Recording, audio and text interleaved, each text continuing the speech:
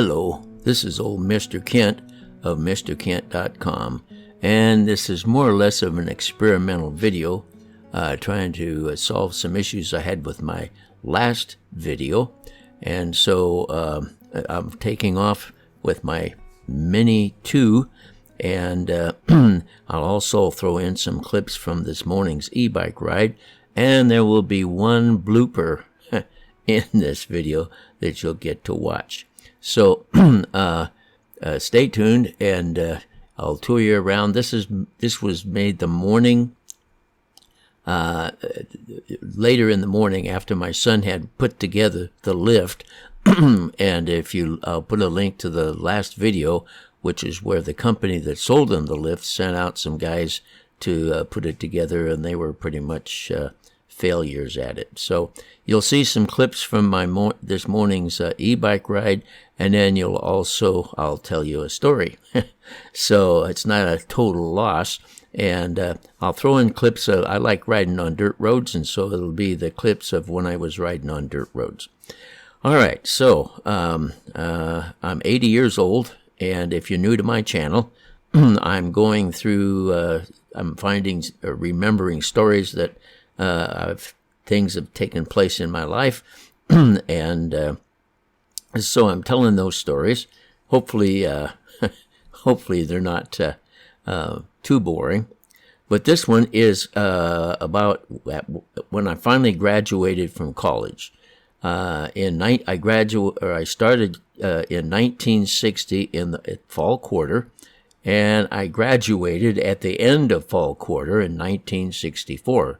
So calendar-wise, I made it through college in 4 years. But if you've been following my video, you know that my videos and my stories, you know that I had to go to summer quarter a few times. So anyway, so I had to find a job. I graduated in Bellingham, Washington, from Western Washington State College, and then it was different name then. And then I moved down to Seattle, and I needed to find a job.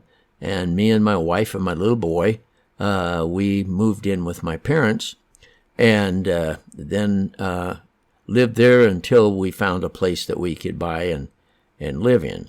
And so first thing I had to do was find a job. Now, back in those days, when you went to look for a job, you wore a suit and a tie. And so, Boeing Airplane Company was hiring because they were building up for a big contract they were looking forward to. And everybody in Seattle, probably almost everybody, has worked for Boeing at one time or another. Now, watch what happens here as he's pouring this hydraulic fluid into the container, and the funnel sticks so far down that it fills up because it won't drain, and so he had a mess to clean up. But I'm flying the drone, and the Mini 2 can sit there for an hour and not move. And so I lay down the controller, and I come over, and I help him out. And he didn't intend to make that kind of a mistake while I was filming, of course. He knew I was filming. So anyway, so I help him there, and he gets it all finished up, and everything works fine. So, back to the story. The day came when I had to go out and start to find a job. Now, my mom, bless her heart, she just knew I could get a job at Kenworth Trucking, where my cousin's husband worked, because he'd have enough pull that he could get me a job. And she insisted upon it. So the morning came that I had to put on my suit and tie and went out, and I drove over to the Kenworth Trucking Company and went in the door and introduced myself and said I'd like to fill out an application, and they told me that they weren't hiring. And so I turned around and went to the Boeing company, and at that point in time they were in the process of building changing things so they could work on the new contract they have with the Air Force. And so the personnel office was a temporary building in the middle of a parking lot, and you had to park in another parking lot and then walk over to it. And it was January, of course, and so there was a little bit of ice on the ground here and there. And by the way, here I'm coming up, I'm changing it into third pedal assist and going much faster than I usually do on the paved roads, but I wanted to get to the place I'm coming to next. So anyway, went into the employment office there and told them, I need to fill out an application. And so they were real nice to me, and they gave me the application, and I sat down and I filled it out and handed it back to whatever person it was, and they looked at it and they said, and this was late morning because I'd already gone over to the Kenworth Truck Company, and this was late morning, and there you can see the way the cable system works, and there's in the background there, you can hardly see it, but there's a hydraulic ram, and that's what lifts the car. The cables just keep both sides even with each other, so the cables don't lift the car. Well, anyway, so I go in there, they said, come back at 1 o'clock, because apparently it was getting close to lunchtime or something. And so I said, okay, and that wasn't, it was like maybe 11:30 or something. And so I came out, and then at one end of that big parking lot, there was the edge of the factory, and the factory had a little donut shop attached to the side of it, and there were benches all along the side of the factory there.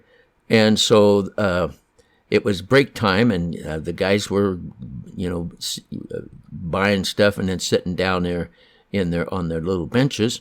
And so I went into the coffee shop, and I got me a big cup of coffee and a donut, and I was headed back to the car so I could sit in a nice warm car and not on the bench with the rest of the guys.